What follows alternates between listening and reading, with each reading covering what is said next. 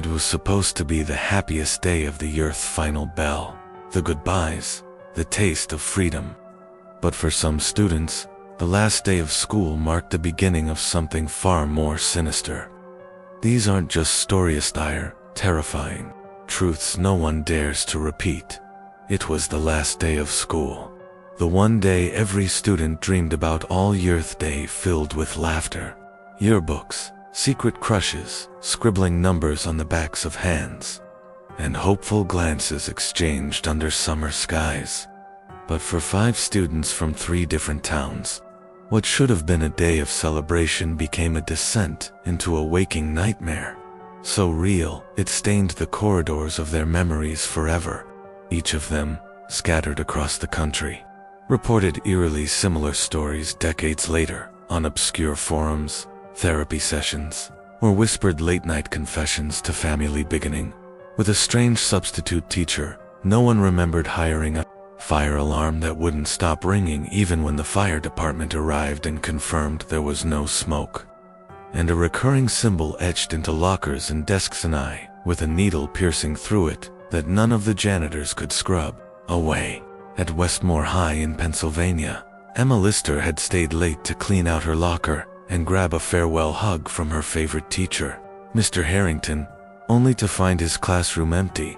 Papers swirling like a small tornado was trapped inside, and a blackboard message written backward, "Do not look at him in the eyes."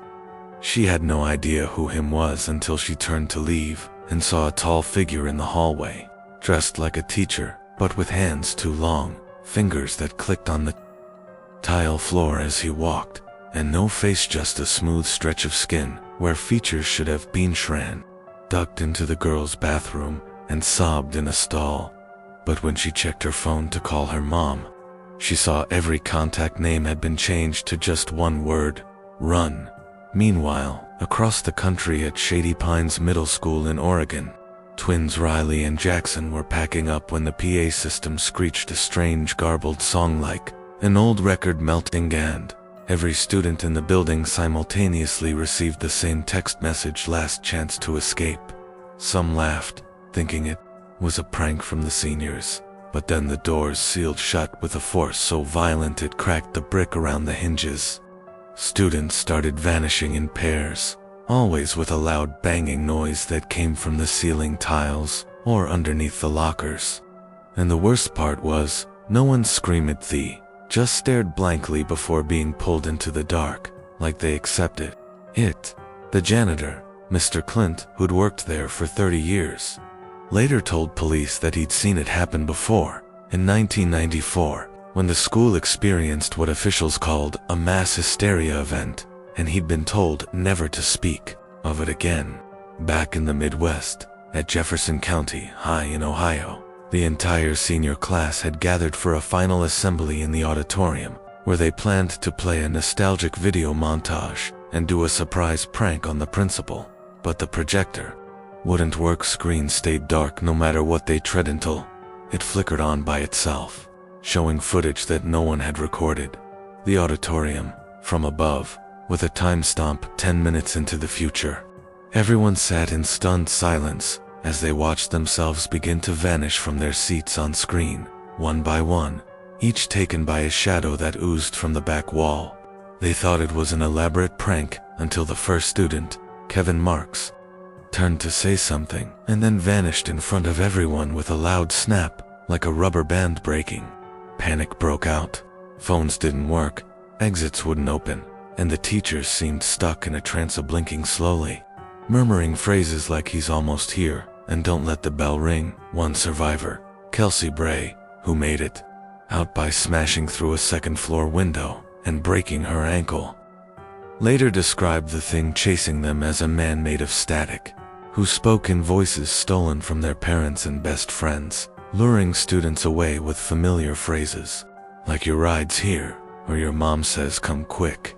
At Willow Ridge Academy in Texas, shy freshman Lena Nguyen said goodbye to her friends with tears in her eyes, already dreading the lonely summer ahead.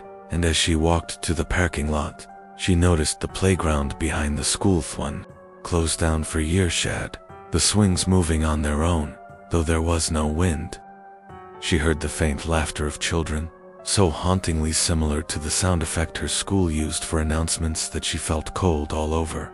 Then came the smell burnt plastic and wet metal, and suddenly every student in the lot turned in unison toward the fence, staring at something Lena couldn't see at first until it stepped through.